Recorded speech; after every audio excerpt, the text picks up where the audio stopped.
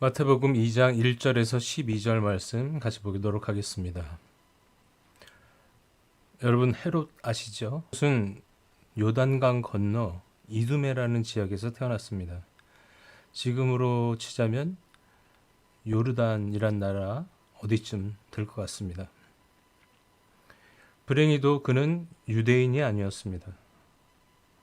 그는 우여곡절을 겪었고 목숨을 걸고 정치판과 전쟁터를 누비며 유대인의 왕으로 통치할 수 있었습니다.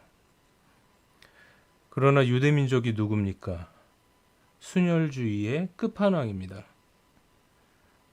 그런 그들이 자신의 통치자로 헤롯을 받아들일 리가 없지요. 그래서 헤롯은 유대인 왕가 중에서 아내를 선택했습니다. 헤롯 성전이라 불리는 웅장하고 아름다운 성전을 지어서 민심을 얻으려고도 했어요. 그러나 천신만고 끝에 얻은 왕권이라 그런지 왕권에 대한 집착이 너무 강했습니다. 이스라엘 공주에게서 난 자신의 아들을 유대인들이 왕으로 옹립하려 한다는 소문이 들려오자 자신의 아들이지만 죽여버립니다. 다른 두 아들도 너무 잘났다는 이유로 죽여버립니다. 그런 왕이 헤롯입니다. 동방으로부터 온 박사들은 헤롯을 몰라도 너무 몰랐습니다. 그런 왕 앞에서 유대인의 왕이 어디 있느냐고 물었어요. 헤롯은 혈압이 솟구쳤을 것입니다. 내가 이렇게 버젓이 너희 앞에 있는데 유대인의 왕을 찾아? 아마 헤롯은 당장이라도 죽여버리고 싶었을 것입니다. 그러나 당장 죽여버리면 모반의 구심점인 유대인의 왕을 찾을 수가 없습니다. 그래서 나도 찾아가서 경배하겠다라고 하면서 동방의 박사들을 베들레헴으로 보내줍니다.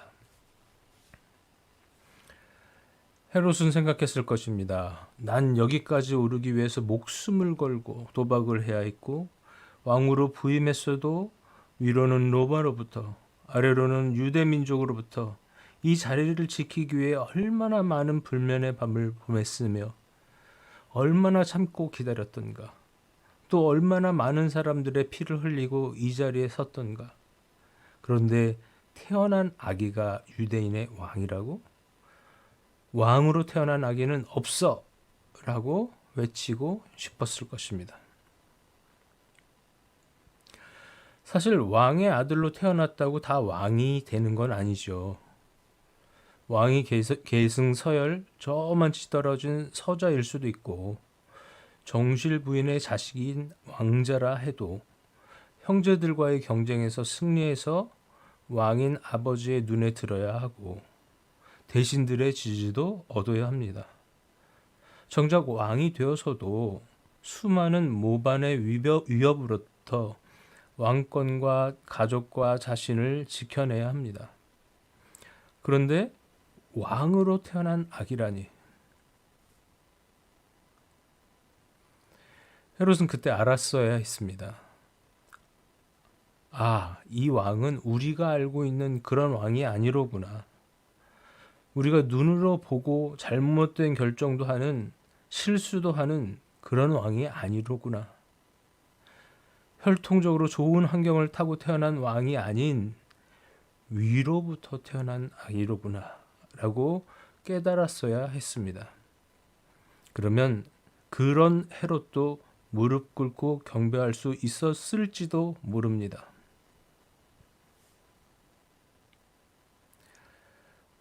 우리는 너무 장신구도 많고 아름답게 꾸미다 보니 움직이기가 어렵습니다. 너무 많이 먹어 엎드리기가 숨이 찹니다. 잘 구부러지지도 않습니다. 왕이 오셨다면 즉시로 무릎을 꿇고 가장 낮은 모습으로 절해야 합니다. 동방에서부터 온 박사들은 그 귀한 황금과 유향과 몰약을 가지고 도덕대가 난무하는 위험천만한 길을 떠나지 않아도 됐을 것입니다.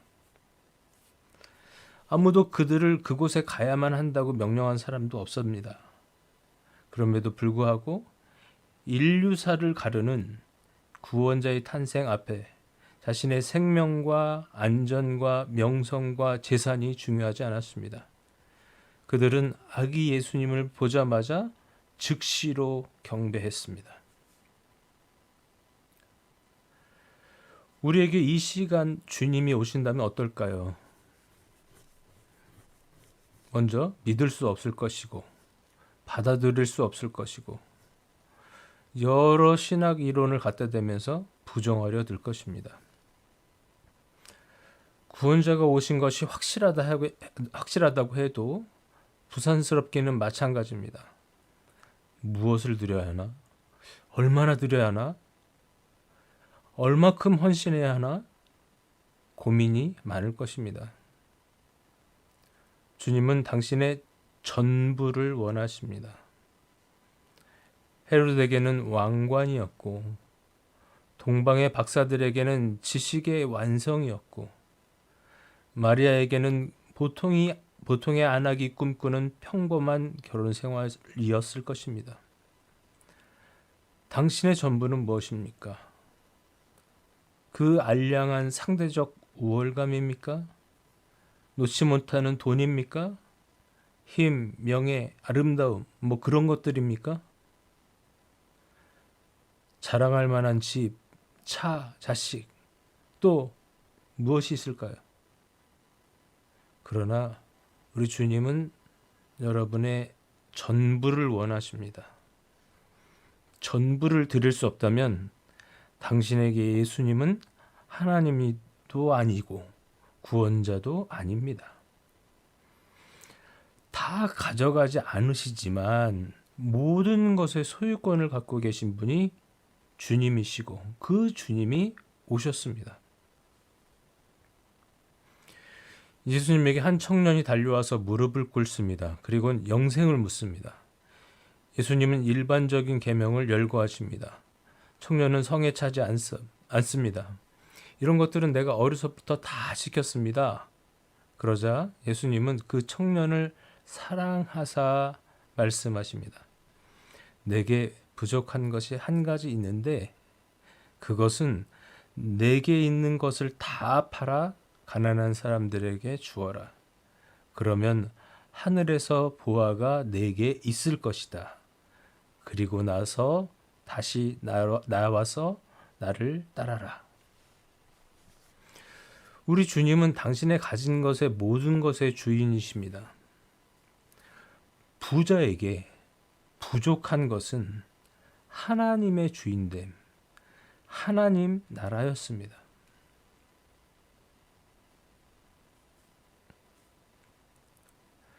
예수님에게 한 청년이 달려와서 무릎을 꿇습니다. 그리고는 영생을 묻습니다. 예수님은 일반적인 계명을 열거하십니다. 청년은 성에 차지 않습니다. 이런 것들은 내가 어려서부터 다 지켰습니다. 그러자 예수님은 그 청년을 사랑하사 말씀하십니다. 너에게 부족한 것이 한 가지가 있는데 그것은 너가 가진 것을 다 팔아 가난한 사람들에게 주어라. 그러면 하늘에서 보화가 너에게 있을 것이다. 그리고 다시 와서 나를 따라라. 이 부자 청년에게 부족한 것이 있대요. 근데 그것은 너의 재산의 전부를 팔아서 가난한 사람들에게 나누어주면 얻을 수 있는 것이랍니다. 그것이 무엇입니까? 하늘에서의 보화가 내게 있을 것이다.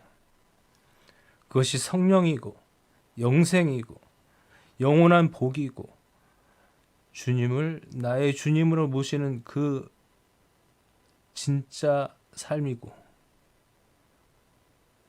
그런 삶을 얻었다고 한다면 그런 보화를 얻었다고 한다면 주님을 따르는 축복의 삶을 살 수 있게 되는 것입니다. 우리 이 청년 부자에게 부족한 것은 하나님의 주인됨, 하나님의 나라였던 것이죠. 우리 주님은 당신이 가진 모든 것의 주인이십니다. 그러나 그것을 달라고 하지 않고 바치라고 하지 않아요. 단지 이것의 주인은 하나님이십니다. 이것의 주인도 하나님이십니다. 이런 고백, 이런 인정이 있어야 한다는 것이죠.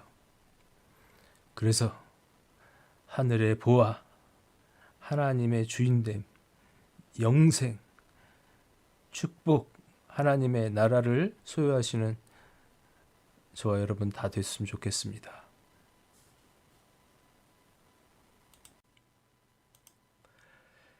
오늘도 은혜가 풍성한 하루가 되시길 바랍니다. 일용할 양식의 김성문 목사입니다. 저는 30년간 목회자와 신학자로 살아오면서 많은 설교와 강의를 했습니다. 또 많은 설교와 강의를 들었습니다. 설교도 중요하고 강의도 중요합니다. 그러나 성도들이 필요한 것이 무엇일까 생각해 보니까 성경에 대한 정확한 설명이더군요. 성경을 제대로 읽을 수 있어야 제대로 이해하고, 제대로 이해했다면 하나님이 원하시는 삶을 살 수 있을 것입니다. 때때로 저도 풀 수 없는 구절을 읽게 되면 성도님들은 얼마나 이해하기가 어려울까, 그래서 성경 읽기를 포기하게 되지는 않을까 하는 걱정이 생깁니다. 성경학자들은 평생 성경을 공부했지만 텍스트로서의 성경을 잘 안다고 해서 신앙의 깊이도 정비례하는 것이 아니더군요.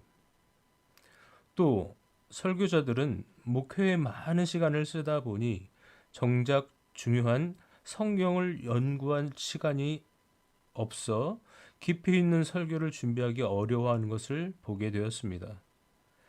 그러니 중간에서 성도님들은 설교를 통해 하나님의 말씀인 성경을 이해하기 어렵고, 그렇다고 모두 신학교를 갈 수도 없으니 성도들을 위한 강해를 해야겠다라고 생각하게 되었습니다. 실제로 신학교에서는 신학을 가르치지만 성경의 한 구절 한 구절을 해석해 주지는 않습니다. 그럴 시간도 부족하고요. 주위에서 성경과 신학과 목회를 공부하고 경험한 누군가가 성경을 알려주면 좋겠다는 요청이 오랫동안 있어 왔습니다. 그렇지만 나보다 더 깊이 있는 영성과 학문적 깊이를 가진 설교자들이 잘 하고 있겠지라고 스스로를 위로하고 가능성을 닫아놓고 있었습니다. 그러다 얼마 전입니다. 나는 신이다 라는 다큐멘터리를 보고 너무도 큰 충격을 받았습니다. 말씀 사역에 대해서 안일하게 생각했고 누군가 할 것이라 막연하게 믿었습니다. 그러나 지금도 저렇게 말씀을 알지 못하고 이단과 사이비에 빠져 영혼과 삶과 가족을 빼앗겨버린 사람들을 보고 제 일생을 바쳐서 노력해왔던 말씀 사역이 모두 무너져 내리는 것을 느꼈습니다. 언제까지 기다릴 수도 없고 또 누군가 하겠지라고 기다릴 수도 없어서 부족한 저라 할지라도 부름심에 응답해야 한다고 결심하게 되었습니다. 저는 이 사역에 전심전력하기 위해 일체의 경제 활동을 하지 않으려 합니다. 오로지 여러분들의 기도와 후원으로만 사역을 이어나갈 생각입니다. 느헤미야 13장에 보면 나라가 멸망하고 포로로 끌려간 후에 다시 돌아와 보니 예루살렘 성과 성전과 제사가 다 무너졌습니다. 제사가 무너지니 제사장이 할 일이 없고 백성들은 성전에 헌금을 하지 않으니 레위 지파 사람들이 밭에서 농사를 지을 수밖에 없었습니다. 레위 지파 사람들도 살아야 하니까요. 가족을 먹여야 하니까요. 역대상 9장 33절 말씀을 보면 레위 지파는 골방에서 자신의 할 일을 위해 전념했다라고 말씀하고 있습니다. 레위 지파가 해야 할 일을 하지 못하면 당연히 제사, 즉 예배가 바로 드려질 수가 없습니다. 제게 주신 사명인 이 말씀 사역에 전념할 수 있도록 후원해 주시기 바랍니다. 여러분의 기도와 후원이 바른 말씀과 건강한 신학이 전해지는데 큰 도움이 될 것입니다. 감사합니다.